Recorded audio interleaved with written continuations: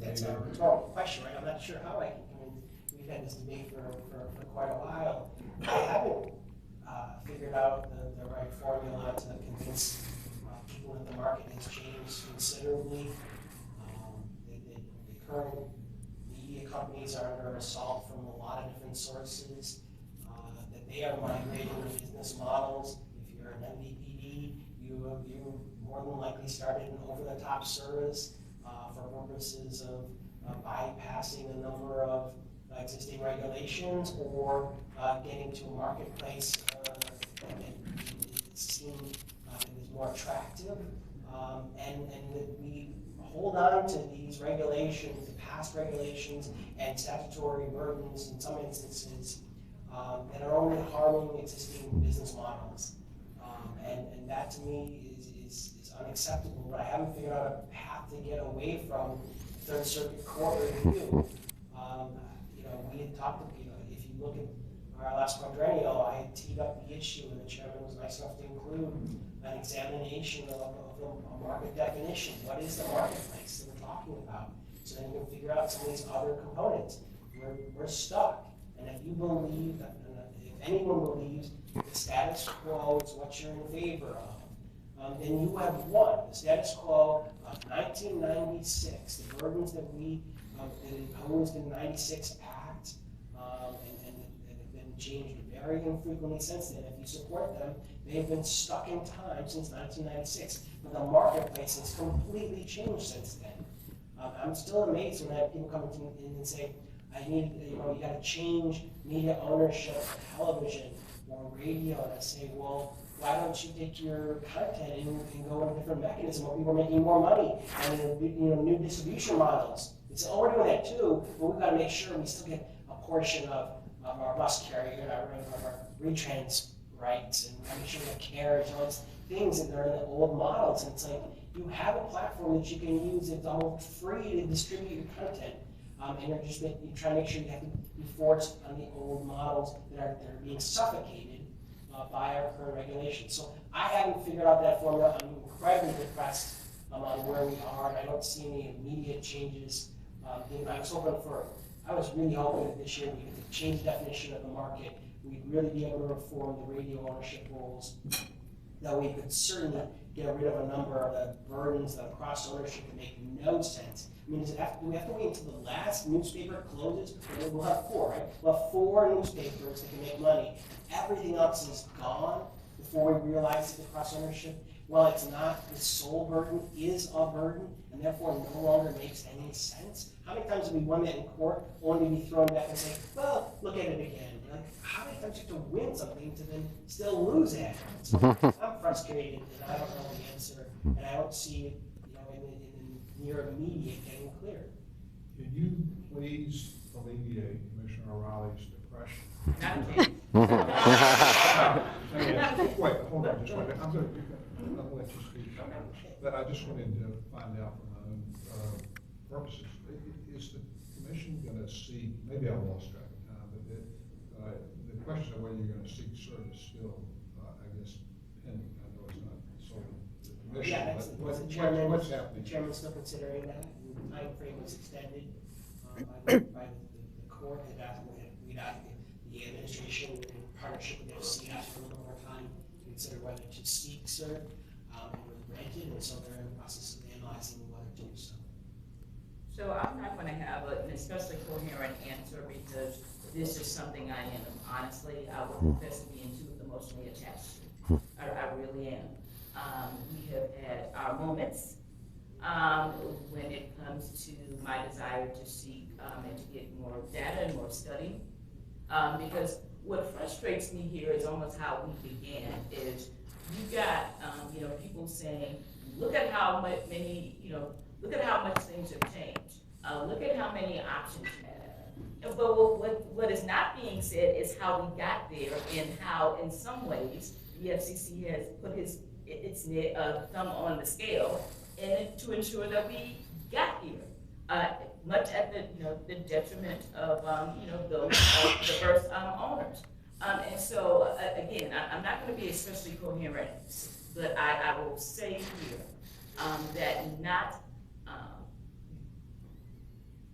enabling studies and demonizing someone who's trying to, and I got demonized, to get studies for us to review, to not take ownership of past practices that have gotten us to where we are today is, just a regulatory malpractice. And so that's why I said, that that's the one of a couple of places where we're probably never going to be on the same page, because to me the entire premise is faulty, and I just can't embrace it. Okay, well, there are differences that we all have based on we adequately acknowledge the market we are regulating. We can have an honest debate about what was wrong and makes sense.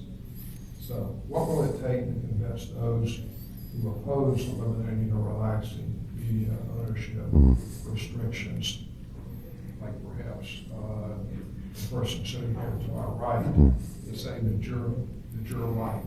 What are the next steps to get rid of outdated? That's a rhetorical question, right? I'm not sure how I can convince. We've had this debate for quite a while.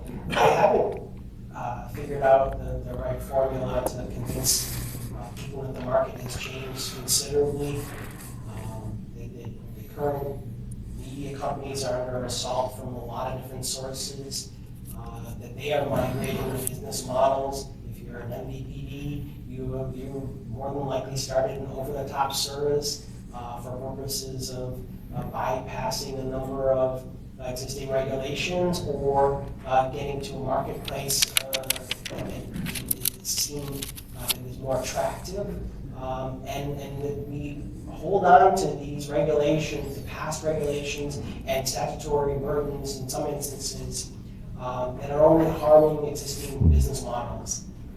And that to me is unacceptable, but I haven't figured out a path to get away from Third Circuit Court review. We had talked, if you look at our last quadrennial, I had teed up the issue, and the chairman was nice enough to include an examination of a market definition. What is the marketplace that we're talking about? So then you can figure out some of these other components. We're stuck. And if you believe, if anyone believes the status quo is what you're in favor of, then you have won. The status quo of 1996, the burdens that we imposed in the 96 Act, and have been changed very infrequently since then. If you support them, they have been stuck in time since 1996. But the marketplace has completely changed since then.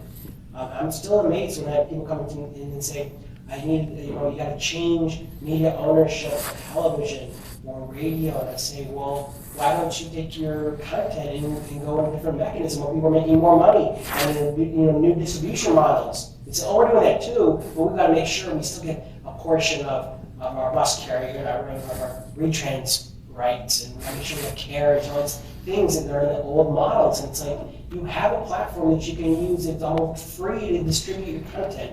And you're trying to make sure you have to be forced on the old models that are being suffocated by our current regulations. So I haven't figured out that formula. I'm incredibly depressed on where we are, and I don't see any immediate changes.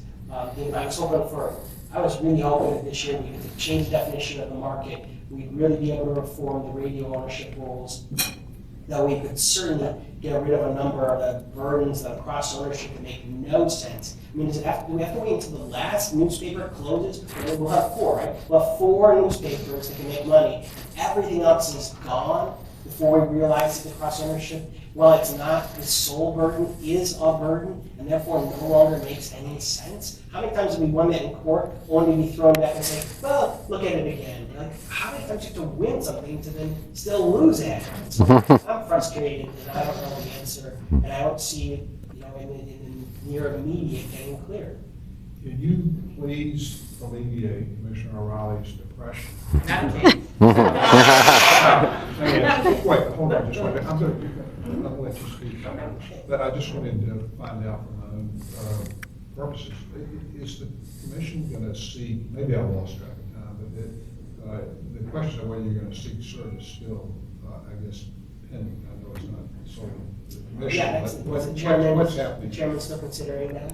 The time frame was extended by the court, we'd ask the administration in partnership with the FCC asked for a little more time to consider whether to seek cert. It was granted, and so they're in the process of analyzing whether to do so.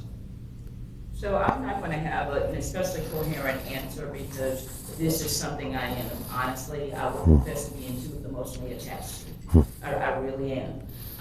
We have had our moments when it comes to my desire to seek and to get more data and more study.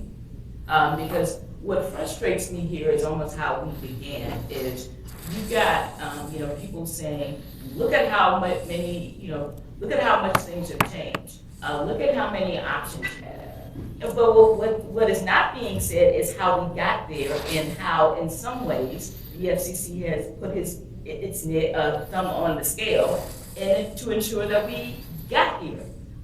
Much at the detriment of, those the first owners. And so, again, I'm not going to be especially coherent, but I will say here that not enabling studies and demonizing someone who's trying to, and I got demonized, to get studies for us to review, to not take ownership of past practices that have gotten us to where we are today is, just a regulatory malpractice. And so that's why I said, that no, that's the one of a couple of places where we're probably never going to be on the same page because to me the entire premise is faulty and I just can't embrace it.